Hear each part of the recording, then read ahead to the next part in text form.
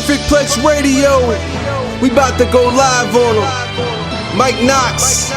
That's with 3 X's cause he's hardcore. Are y'all ready? I go by the name Fred Knoxxx. We about to give y'all something special. You ready?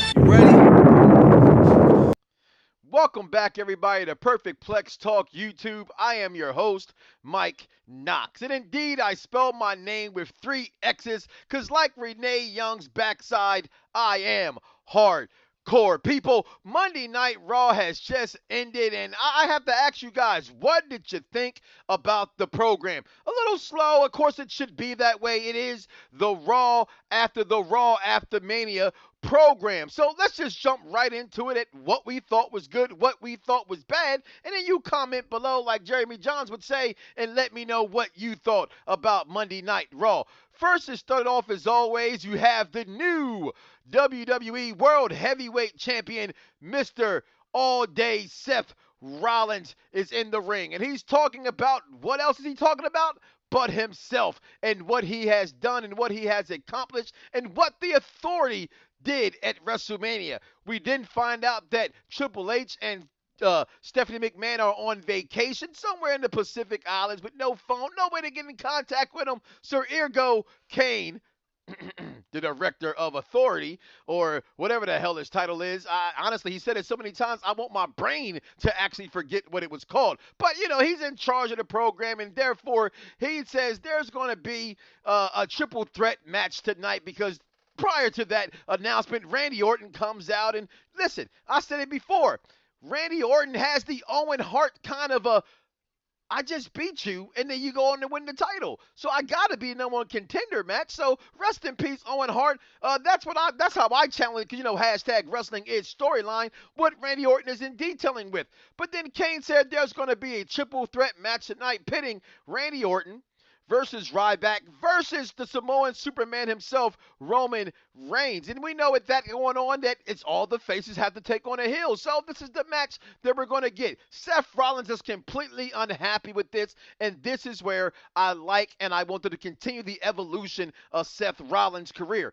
This guy's career can go on for longevity in words and ways of just being that pesky champion, you know, a la Ric Flair, if you will, so to speak. That guy that did anything to keep the title with the power of the Authority behind him, with J&J security with them. He's great in the ring. Why waste all his talent in the ring when he can just be there for years and he can do things very good in this kind of a weasel, if you will, so to speak, kind of role? I like that. So him and Kane had a disconnection with each other about putting threat in a match at Extreme Rules. So then we were privileged to our first match, and even Kane said, hey, Randy Orton, if you want to, for everybody that's in the triple threat match has to have a series of one-on-one matches first to get there. So then we get Kane versus Randy Orton, and Randy Orton wins this match by disqualification as Kane just gets tired of getting his ass whooped, quite frankly, and starts to proceed to hit him with a chair. Then we go backstage, and then they're in the office. Kane is mad. Seth Rollins comes through, and people, I kind of had a wrestling boner to think earlier on Perfect Plex Talk Radio on BDSIR Network.com, where you can find all those episodes and more that we've, you know, pretty much the show the pros listen to. I said, can we get Neville, I want to say Adrian Neville versus Seth Rollins? That'd be good, but too far out to the future, but hopefully sometime soon. And what do we get? Neville taking on Seth Rollins. People, I will say this much about that match. It could have been a little bit better. It was not the boner in which I would have expected to blow a load on that I thought I would get of a match, but it's okay. We have bigger things to come out of that rivalry. Winner of this match with a curb stomp, Seth Rollins. I will say this much about Aaron Neville, though. He, like I said last week, with his body mass, he does not look as small as most people would think that he looks because of his height. I think that plays a bigger advantage. He looks bigger on television than most guys his height normally looked at that point. Then John Cena comes out, and he yet again, blah, blah, blah, blah, blah, blah, blah, blah. The champ is here. Blah, blah, blah, blah, blah. I'm John Cena, punch in the mouth. Let's get it. People, I have established to say right now that how John Cena came in with Kurt Angle having the Kurt Angle challenges made John Cena. And people saying Cena's now the new Triple H. He's buried this guy, he's buried those guys. I don't know what you guys get that from. Certain people should go over a certain kind of moments, who they are. I know what wrestling fans would hope for hashtag, like I tell you guys, no matter how much you hate to admit it, wrestling is storyline. That would be great. However, this is where I see somewhere down the line who will be the guy to beat John Cena outside of Rusev having his match at Extreme Rules for his rematch. I think this is kind of important. Rusev can go on and do bigger and better things with or without that title IC. So we go into this match, and obviously we know for a fact that the winner of this match is John Cena, as the open challenge was issued and was accepted by Sinister Stardust, whatever you want to refer to him as. I don't like the color scheme. I understand that he's a big comic book fan, and I mean, hell, when you get paid to dress up how you want to dress up, if you like to dress up that like your brother like to dress up when he wore thongs, hey, that's your world, do it. But I'm going to always refer to you as Cody Rhodes, and no matter what it is you do, Cody, you are great at it. That is my opinion. Then we got a Divas match, and no one went to the bathroom. Why? Because we got the fine-ass Bella Twins taking on the fine-ass Naomi and Sheamus's sister, Paige. Yes, people, in this match is hashtag give Divas a chance. I don't know. AJ Lee left. How is that best for business when one of the best have gone? We didn't see Charlotte tonight. So where does the Divas division go from here? Winner of this match, Naomi. I don't know what you call that move. I understand some people were offended by her rear view, which used to be her finishing move before in the past. But hey, whatever this is, it looked okay when she beat Naomi. When Naomi, if you will, so to speak, beat Natty on SmackDown. But when she did it tonight against Nikki Bella, maybe Nikki didn't take it right. I don't know. But let's see what happens with that, as now Funk is on a roll, literally, by beating the Divas champion 2 times in a row. Also, at this point, after the Divas match. Now, again, we talked about this on Perfect Plex Talk Radio, and please, people, hashtag give SmackDown a chance, okay? On SmackDown, primetime players are back together. By the way, I love those T-shirts. The throwback to the talk show that they had back on USA back in the day with the old print work right there. I absolutely love that. Going to get that T-shirt very soon. As you see, I try to rock a different T-shirt every week to show you guys how many I actually have. I don't really collect all the memorabilia like most people, but I do buy T-shirts of superstars that I do currently support at that time. But the primetime players come out. They make fun of the No Day. Yes, New Day. No Day. And that was on SmackDown, but we said on the show, let's see how far this can go. And where did it lead us to? It led us to Monday Night Raw, where not only they continue to rib the No Day, this time they go after the detention. The ascension. Yes, people, the detention, because you, the fans, put them there, because you begged for them. They came up as the big bad bullies you wanted them to be, and now their asses in detention, people. That's exactly what happened. Whatever happened at this point in the program, I know that millions of dollars is what the primetime players are asking for. I think it's about time they put them boys back together. I don't think it was unfair. They were sacrimoniously broken up, being with the no hate with all day Darren Young coming out of the closet. But whatever that was, they're back together, and I'm loving it. Not like McDonald's, because that food is fake. Please do not eat that. But then we get the other match, Ryback taking on Luke Harper. Now, this match was kind of stiff, and it was kind of hard to watch. But Luke Harper being Luke Harper, I don't think Ryback's on the bad. He's getting much better in the ring. Winner of this match, Ryback, as the faces have to go on to face in the triple threat match.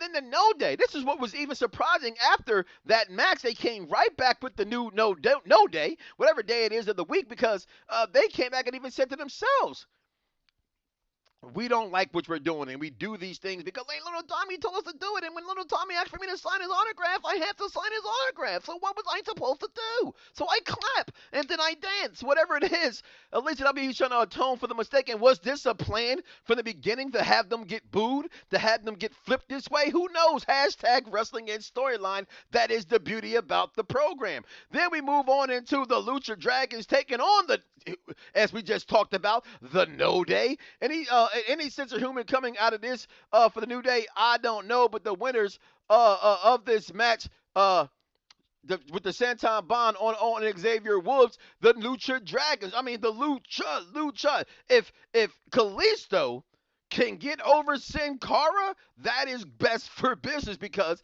that's not the original Sin Cara. That's not the guy who was getting bossed all over the place, but the gimmick got lost in the fans. So hopefully the Lucha Dragons, who were over down in NXT, can get over up here on the big stage. And so far, so good. They're already more over with the fans than the detention. I mean, the ascension. And you fans put them in the detention.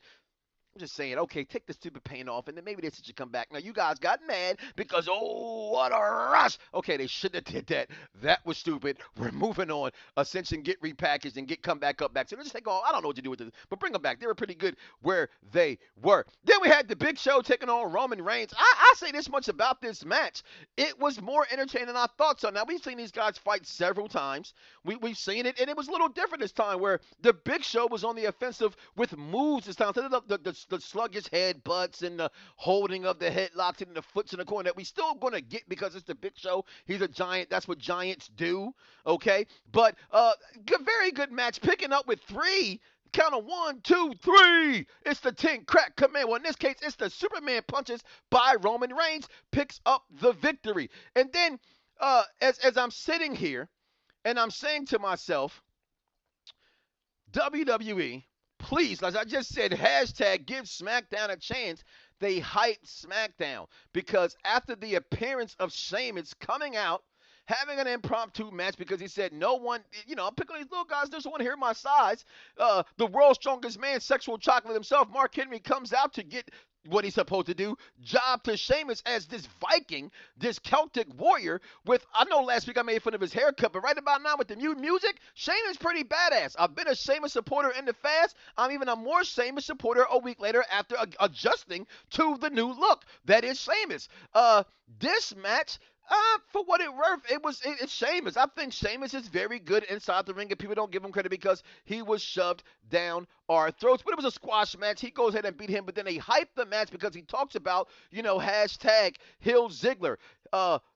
Some people call him, I will refuse to ever say it, but they call him, not me. I want y'all to know that I didn't say this, but those fans, you over there call him a B-plus player. You're insane.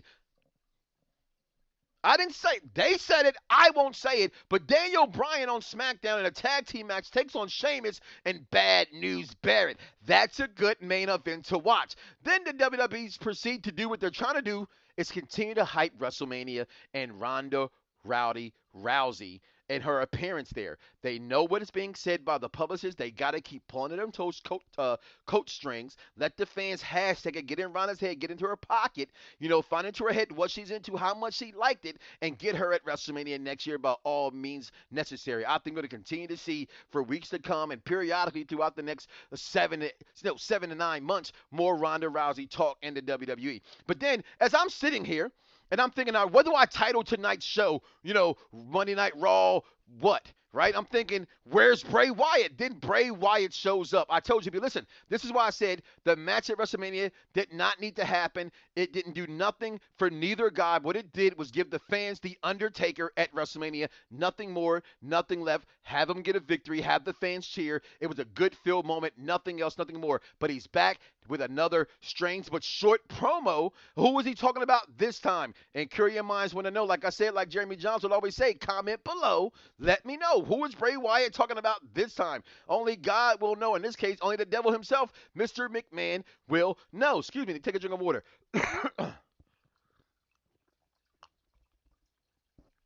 That is some good water. I may cut that out. I may not.